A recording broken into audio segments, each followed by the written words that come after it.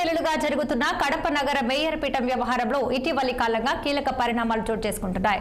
అటు రాష్ట్ర ప్రభుత్వం మేయర్ సురేష్ బాబు కుటుంబానికి చెందిన వర్ధిని కన్స్ట్రక్షన్ ద్వారా కార్పొరేషన్ లో 35 లక్షల రూపాయల కాంట్రాక్ట్ పనులు నిర్వహించారని, అది మున్సిపల్ యాక్ట్ కు విరుద్ధంగా వ్యవహరించారని సురేష్ బాబు సస్పెండ్ చేస్తూ మున్సిపల్ శాఖ ప్రధాన కార్యదర్శి ఆదేశాలు జారీ చేశారు. ఇక ఈ నేపథ్యంలో అటు మేయర్ సురేష్ బాబు కూడా కూటమి ప్రభుత్వం అధికార బలంతో వైసీపీ నేతలను బెదిరించి తనపై ఆరోపణలు మోపి తనకు తెలియకుండా జరిగిన అంశాన్ని తనపై రుద్దారని హైకోర్టును ఆశ్రయించారు. దీనిపై వాదనలు విన్న ధర్మాసనం సురేష్ బాబుపై వేసిన సస్పెండ్ ను నిలుపుదల చేస్తూ ఉత్తర్వులు జారీ చేసింది. ఇక ఇదే అంశానికి సంబంధించి కడప జిల్లా నుండి మేయర్ సురేష్ బాబుతో మా కడప ప్రతినిధి యూసఫ్ ఫేస్ టు ఫేస్.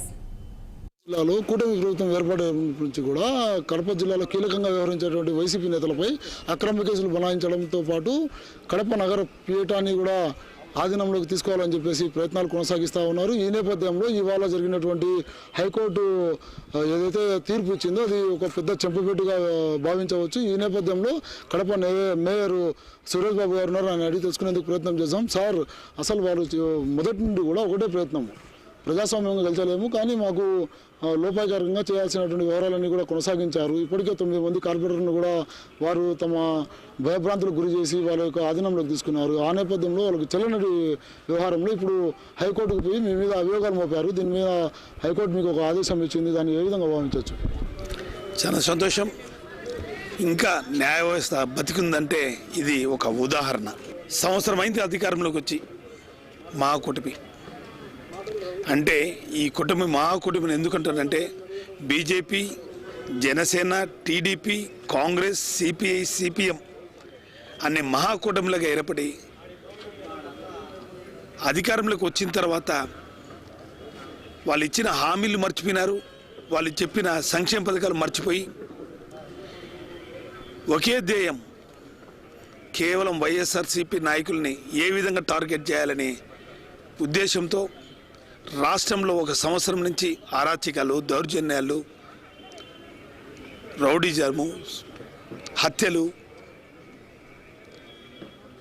కార్యక్రమం చేసే పని పెట్టారు. నిజంగా ఈ రాష్ట్రంలో మనం చూస్తున్నాం. ఇప్పటికే వైజాగ్ నుంచి మొదలుకొని చిత్తూరు వరకు వైఎస్ఆర్సీపీ శ్రేణుల్ని ఏ విధంగా ఇబ్బందులు పెడుతున్నారో ఢిల్లీలోనే మేము ఒక ప్రదక్షిణ చేసి ఢిల్లీ మీడియా కూడా తెలియజేయడం అనేది. మొదటి నుండి కూడా మీరు చెప్తా ఉన్నారు, వర్ధిని కన్స్ట్రక్షన్కు నాకు ఎటువంటి సంబంధం లేదు, నాకు తెలియకుండానే ఈ వర్కులన్నీ జరిగాయి, అవి బిలో 35 lakhs కాబట్టి మా కార్పొరేషన్కు నా యొక్క దృష్టికి రాదు కాబట్టి ఇవన్నీ కూడా రేపు కోర్టులో న్యాయస్థానంలో నాకు ఖచ్చితంగా న్యాయం జరుగుతుందని చెప్పి మీరు ఆశించారు. అదేవిధంగా ఈరోజు ఆ న్యాయం జరిగింది. న్యాయస్థానాల పట్ల ఏ విధమైనటువంటి భరోసా మనకు ఉందని చెప్పి మీరు భావిస్తూ ఉన్నారు? అంటే వాళ్ళు కుట్రంతాలు ఎన్ని చేసినా కానీ అధికారం మా పార్టీ మాకు అండగా ఉంది, మేము అనుకుంటే ఏమన్నా చేయగలమనే ఆలోచనతోనే ప్రిన్సిపల్ సెక్రటరీ హోదాలో మనిషి నన్ను మేయర్గా విచారణకు పిలిచినప్పుడు, నేను విచారణకు పోయినప్పుడు ఒక ప్రిన్సిపల్ సెక్రటరీగా, ఒక అధికారిగా నాతో మాట్లాడిన మాటల సంభాషణ చూస్తే ఒక హేళనగా మాట్లాడడం జరిగింది. నిన్ను పదవిచ్యుతుని చేస్తాము, నేను డిస్క్వాలిఫై చేశాను, నువ్వు ఉండేదానికి లేదు, ఖచ్చితంగా ఈరోజే డిస్క్వాలిఫై చేస్తాను అని చెప్పడం అనేది చాలా బాధాకర విషయం. అంటే కేవలం తెలుగుదేశం పార్టీకి అధికారం ఉంది కదా అని వాళ్ళకు తొత్తులుగా పనిచేసిన అధికారులు కూడా ఇది వాస్తవమా, నిజమా కాదా, మేయర్ కంట్రోల్లో ఉందా, మేయర్ ఇయ్యచ్చా, ఆ విధంగా లేదని విచారణ చేయకుండా డిస్క్వాలిఫై చేయడం అనేది కేవలం తెలుగుదేశం పార్టీ కుట్రలో భాగమని చెప్పి నేను చెప్పదలుచుకున్నాను. ఈరోజు కడపన మహానాడులో జరిగినప్పుడు మా పార్టీ వాళ్ళు కానీ, పక్క పార్టీ వాళ్ళు కానీ, సిపిఐ, సిపిఎం వాళ్ళు కానీ ఎవరిన ఫ్లెక్సీ కట్టాలంటే దానికి 2,500, 3,000 రూపాయలు రోజుకు కట్టాల. అలాంటిది ఈ మహానాడుకి ఫ్లెక్సీలు కట్టారు. దానికి దగ్గర ఈరోజు కార్పొరేషన్కి 75 లక్షల నుంచి 1 కోటి రూపాయలు నష్టం. దానికి ఎవరు జవాబుదారీ? దాని కమిషనరా జవాబుదారీ? దాని కలెక్టరా? ఇవన్నీ వాళ్ళు తప్పులు చేస్తే మా మీద నెట్టడం.